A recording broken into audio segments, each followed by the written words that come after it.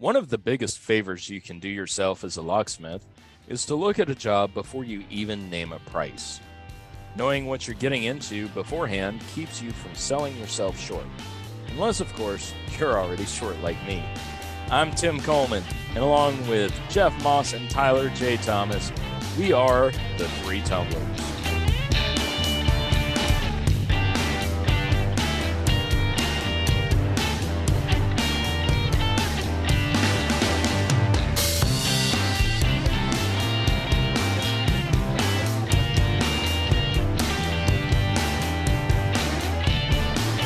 You may think that surveying a job site is something only done by access control or heavy commercial folks, but it's something that you already do for even the smallest residential jobs, or at least you should. You know, when I walk up to a house for a simple residential rekey, the first thing that I look at is the log that's on the front door, because most of the time the customer is going to want to key everything the same, have one key for every door. When I was in the fire department, EMS, and the police academy, we were trained to do what was called a scene size up, which is very similar to what we would do as a locksmith on a job survey. You look at everything, the whole picture. You look at what hardware is existing, including the doors. You look at the keyways that are currently installed. You look at the condition of the openings and take everything into consideration. Probably the biggest advantage to being able to do my job as a locksmith and you being able to do your job as a locksmith is to go with the customer and walk through everything, looking at the different hardware, discussing any issues that you see already.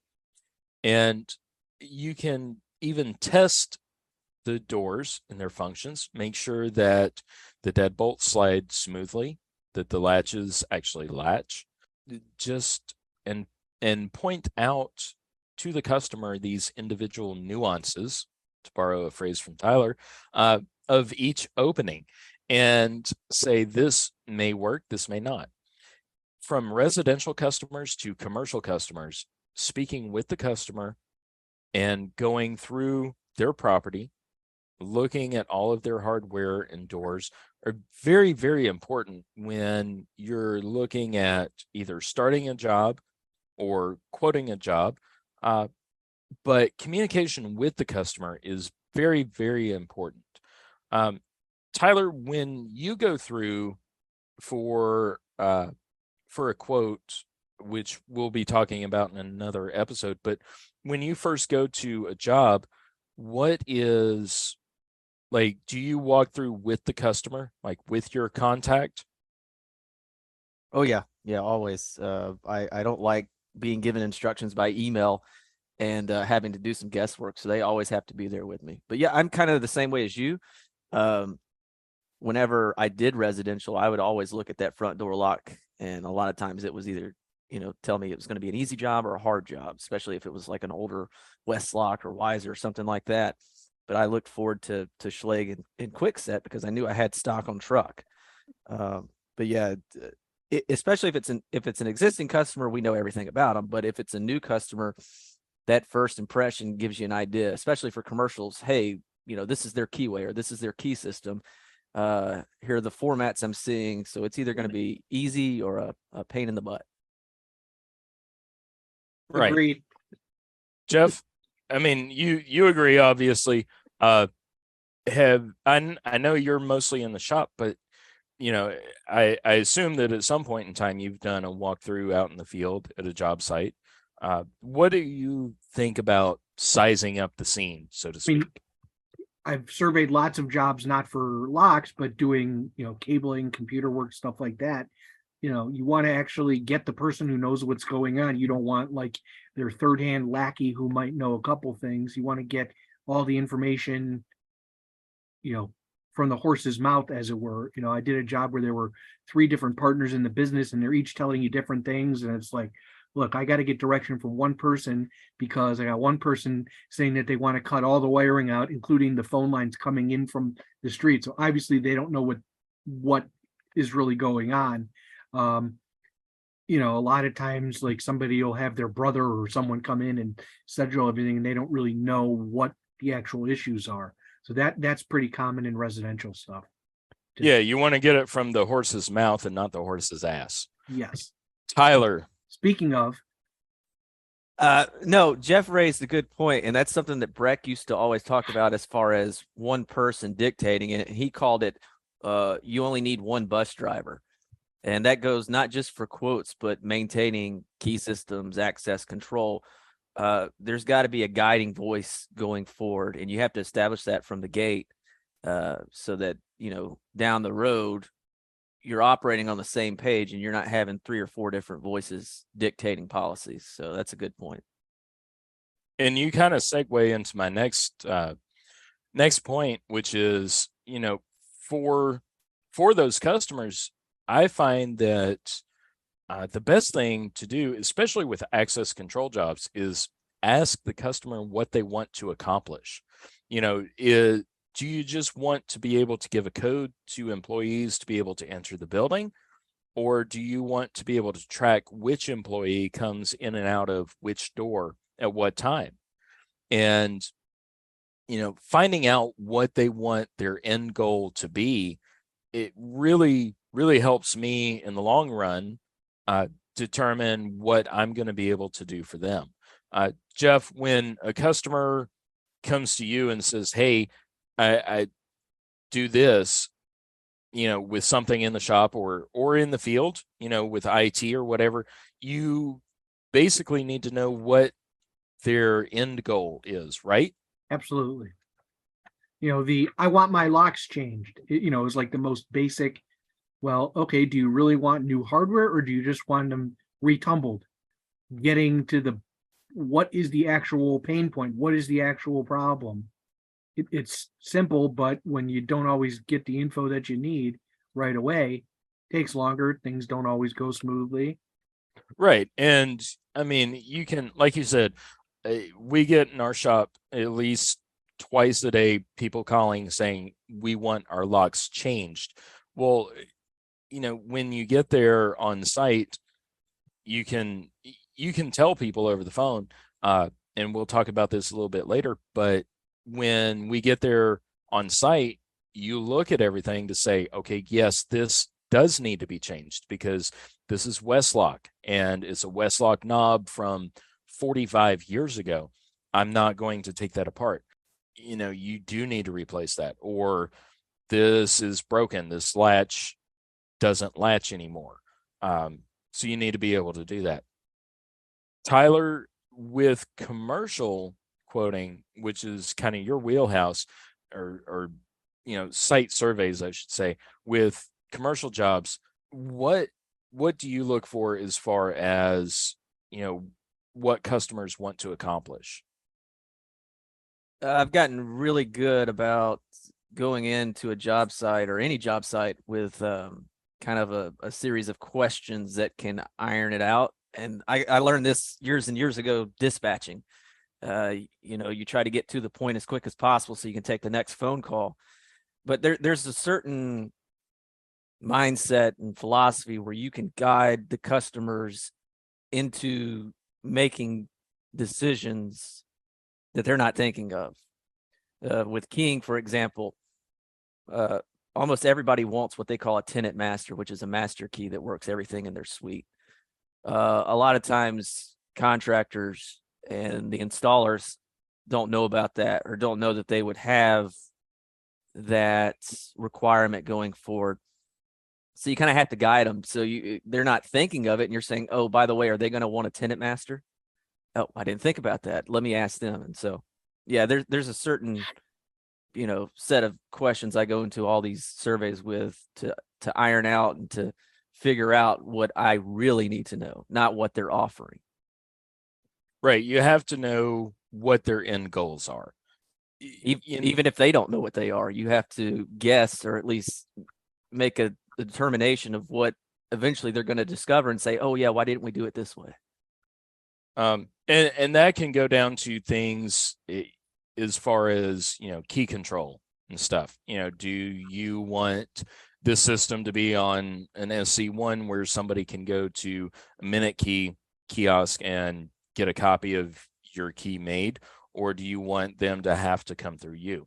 So yeah, communicating with the customers, I think, is very, very important through any type of survey, and asking them questions and knowing what products you have available is also very important. Knowing how to accomplish those goals is very important, or at least know what their goals are. If you don't know how to accomplish it, you can at least turn around and ask somebody, whether it's a distributor rep or another locksmith, say, hey, how do I get this for this customer? For sure. And both of those points have been addressed in previous episodes. So if you want to learn more, go back in the archive and listen about communication as well as working with distributors. Great tease. I had to get the plug in. All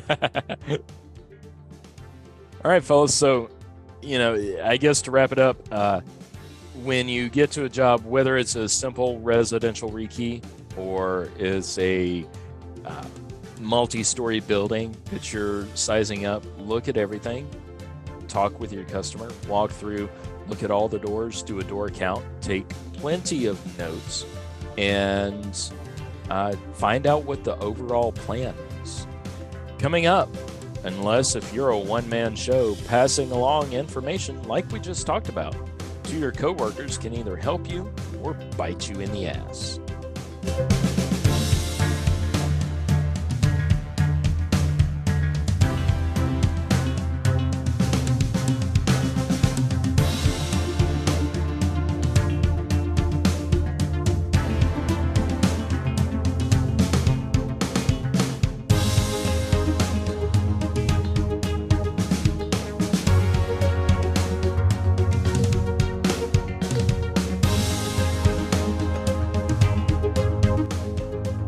If you're lucky enough to have a shop guy like me who will cut keys and help you pin cylinders for a job, then you should definitely get them in on a post-survey survey. Having as much information as possible beforehand will certainly help in the long run. Having accurate notes is key, pun intended.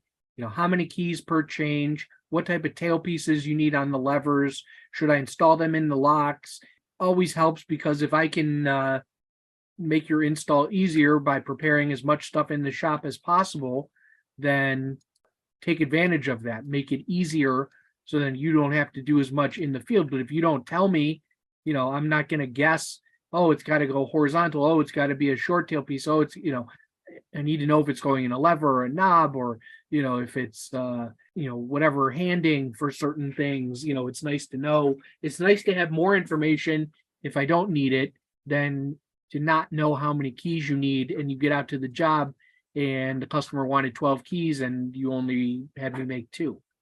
And then we do a lot of future service after the fact stuff. It really helps to know where things are going.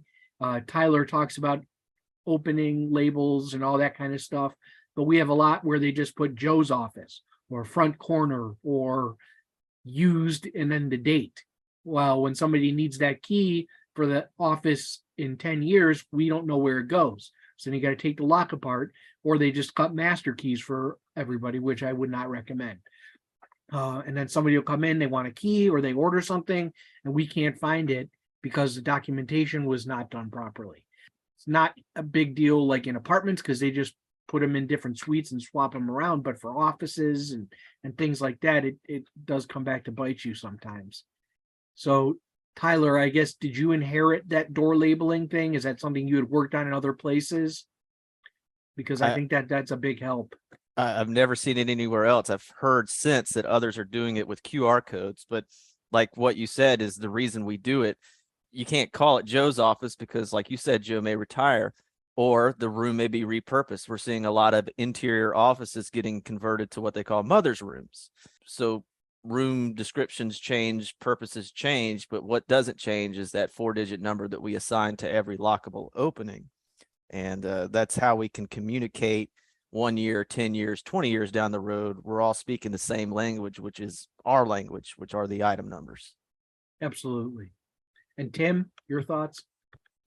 Yeah, I mean, if you can accurately delineate what the opening is, like Tyler says, they use a 4-digit code for every lockable opening. If it's a building like one of our corporate customers, they have a high-rise building in Charlotte, and each building has a 4-digit, or each door has a 4-digit number assigned to it under their system. When that building was still under construction, that system changed. They relabeled different rooms and stuff. So it was kind of difficult to catch up and follow up with those changes, because what we had on paper from 3 months before was different once we actually got there to the site. But I wish that we had a system like Tyler does, and like some of the other locksmiths that I know of have, where you can easily database all of your openings that you service. And it really kind of would help in the future. Also, I want to go back to your previous point, the accurate notes part. The number of keys, what kind of tailpieces is very important. Not just if you're a shop guy, but if you're somebody else who's in the shop and you get pulled in to help with the job, and you show up to install a bunch of cores or something and all the tailpieces are missing. You guys remember a few months ago, I texted you both and said, hey, do you have any Schlage lever tailpieces for IC? And we wound up having to order a bunch for a job because the contractors threw away all the tailpieces that came with the Schlage levers. And it was really a pain in the ass for that job, because we couldn't get anything installed and nothing would work. I mean, we could put the cords in there, but they wouldn't work anything. And if you had storeroom levers on doors, that really didn't do anybody any good. So knowing that sort of thing and being able to walk through and say, okay, make sure that we have the tailpieces, or we have the appropriate cams if they're mortise cylinders, make sure that we have everything we need, will really help out in the future when we get all of those pinned up and then go to install them. Right. And then, or you get on the job where they, threw away all the tailpieces. Which is what happened to us. Yeah. I mean, we had to order, I think we had to order like 100 tailpieces for levers. We charged them for it. Well, yeah, at retail price. Absolutely. It happens all the time. And then as far as like Tyler, it's probably a little different. You probably prep your own stuff if you're in, or you really don't do installs anymore, but I'm sure you did prep stuff that you were going to go do. And Tim, do you prep your own stuff, or how does that work? In our shop, if it depends on the size of the job. Like, we're doing a major rekey because somebody lost the top master key for an entire mixed use business residential complex. And so prepping stuff in the shop, like cutting keys, we've been doing that in the shop. All of us have gotten together doing that. Going out in the field, it may be one of us, it may be three of us that go out in the field that, repin cylinders and go through and check hardware and whatnot to see what was on the old top master and what, should be on the new top master. But yeah, as far as like, if I go out and I quote the job and it's a relatively small job where we're only cutting, let's say, less than 100 keys for the job total, then we prep our own stuff. Gotcha. Yeah, I mean, sometimes it's easier if they can prep their own, but and there's some stuff that has to be done in the field, but if I can do it and make their job easier, I would prefer to, because then they can just throw the stuff in. And keeping good records, and my handwriting's not great, so I will put stuff in the computer, put notes in the dispatch, using Google Sheets for certain things. Because sometimes even I go back and I can't read what I wrote, and I haven't been there that long. And there's some stuff that's been done for 30 years, and it's easy to figure out and all that.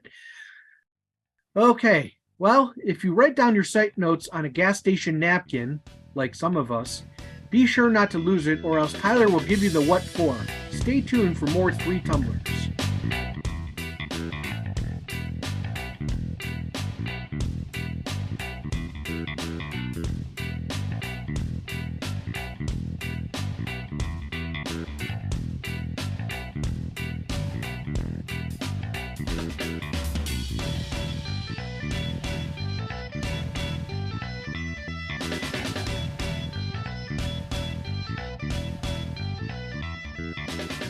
When we do a survey of a job, big or small, we keep all of our notes, observations, and thoughts on record of each opening. Whether it's on paper or in the computer, those notes can really come in handy, even if you don't get the original job. We have it's an Excel spreadsheet that I've made for each opening, each lockable opening, because we're really not concerned with passage on most of our customers, but 20 entries per page. And we take records of the DHI nomenclature of the door description and where you're coming from, so to and from, and I won't get into the details of that. The finish, the type of hardware that's on there, preferably the model number or the part number, and then other things we add after the fact, like key sets, last touched invoice, things like that. In the past, once we did the survey, Breck threw them away. But I've gotten to the point of saving them no matter what, because let's say something was transcribed wrong. Let's say that there was additional notes on there that didn't fit the length or the amount of data we can store in the software. Things like floor plans, for example, they can give you an idea of what's there and how it all relates to the areas you're servicing. I've started scanning those and putting them into a data drive that's shared with all the computers at work, so that information's accessible. That's assuming we get the job. Now, if we don't, down the road, if that becomes in play again, well, we've got that on file. Now we just have to update to the cost of parts if they've gone up, the cost of labor if it's gone up. So you're not having to survey it again twice. So I've gotten very diligent as far as keeping records, because I'm always afraid that I'm going to throw away something that 2 years, 5 years, whatever down the road is going to bite me in the butt, and I wish I hadn't. And it takes nothing to scan documents and put them on a 2 terabyte drive. Tim, you do a lot of surveys. Your company does a lot of commercial work. Do you guys, how do you save your survey notes? Do you keep them hard copy? Do you digitize them? Is it a mix like us? How do y'all do it? Really, what we do is, like we talked about on the IT episode, we put everything into Service Fusion, because you can set up a estimate or a job. It's kind of one of my pet peeves about that software, but I won't get into that right now. But basically, when you go out to do a survey for an estimate or a quote, you can add notes to everything. And what I'll do is I'll take my iPad and walk through, and I will make notes of every opening and do a cylinder count. I'll do details.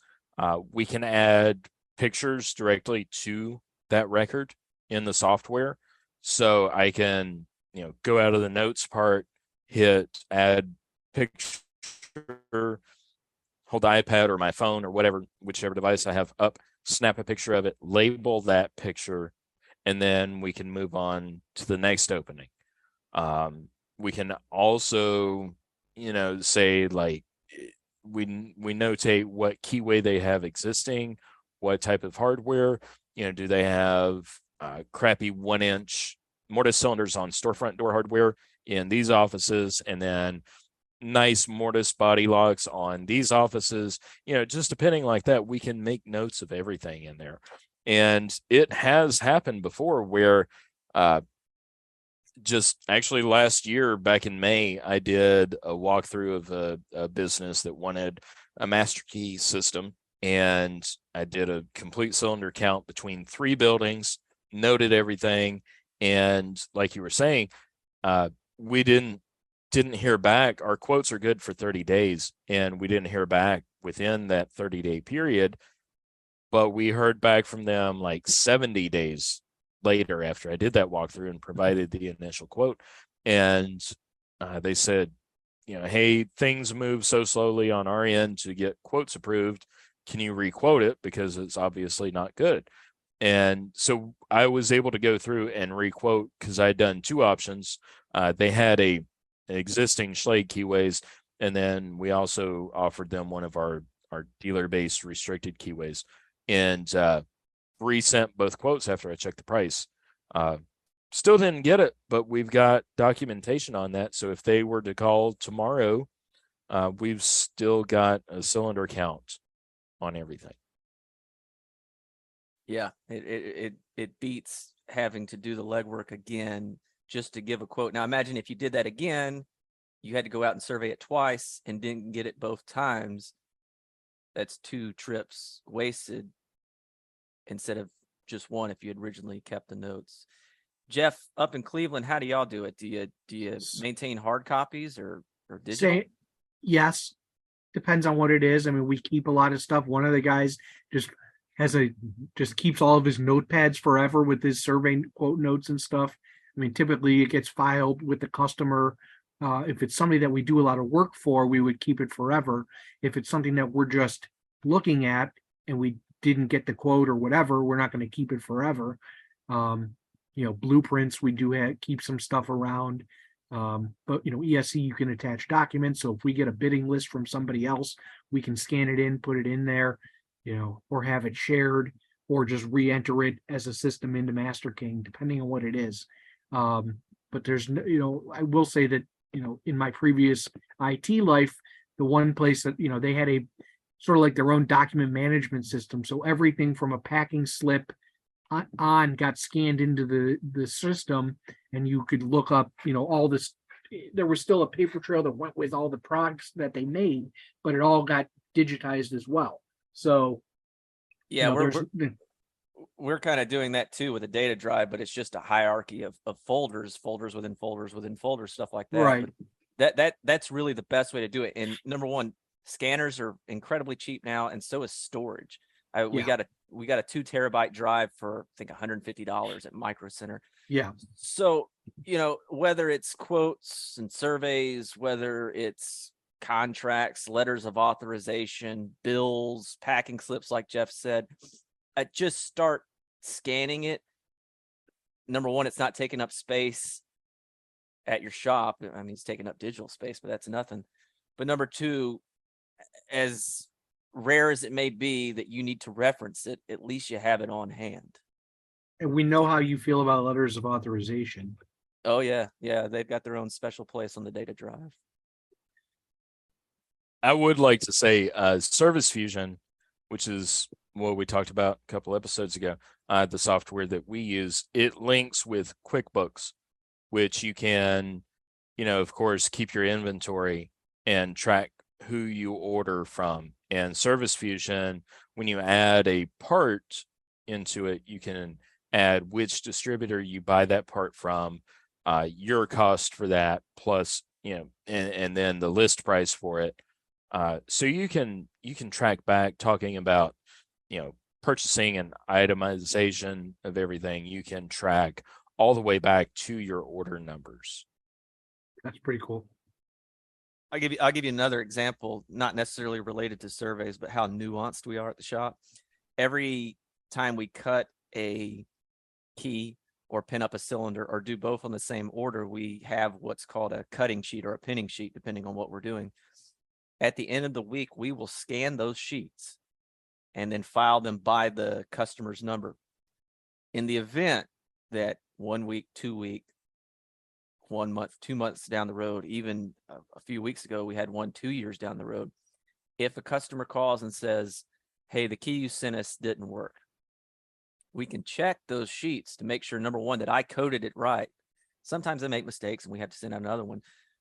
If they are coded correctly, then we'll ship out another cylinder or key in hopes that we made a mistake, cut it wrong.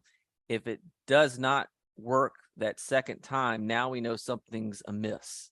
And we're not just sending out more and more keys. We know something's bigger at hand. A cylinder's been moved without telling us. Something may be wrong with the cylinder or the core. And that kind of stuff can save our butts, because I don't know, I keep saying save our butts. We can cuss on here. Save our ass and really protect us and get to the bottom of the problem without expending any more materials or labor than need to be. So it's not just surveys. It can be everything, like Jeff said. Yeah. Tim, Jeff, any final points? I just want to say that, it is, as a cop, I still have notepads. You see cops pull the notepad out of their shirt pocket, write down notes. We have to save those. I still have the very first one that I ever carried on duty, because in case of something ever comes up with any of those incidents, we have to have it. And documentation is what I've heard my entire adult life, basically, from previous jobs. If you don't write it down, it didn't happen. So I transfer that to locksmithing, just out of habit. Jeff? Yeah.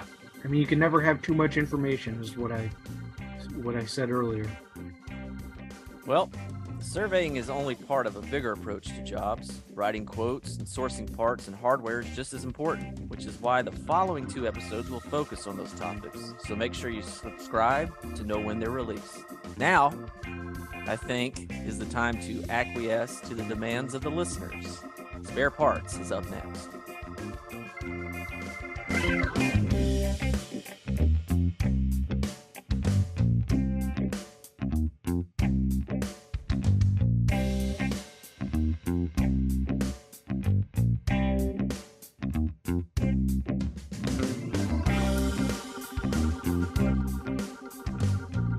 Well, here it is again. Time to listen to locksmiths talk about non-locksmith stuff. In Spare Part, Jeff, what is your spare part this week? It's Cleveland, and it's still snowing. How much snow do you have currently? Not a ton, but it snowed yesterday, and then 3 hours later it was bright and shiny, snowing, sunshine out. So you just never know. Okay, so down here in my neck of the woods, a ton of snow would be 6 inches on the ground. I didn't say a ton. I just said some. Okay, Tyler, what about you?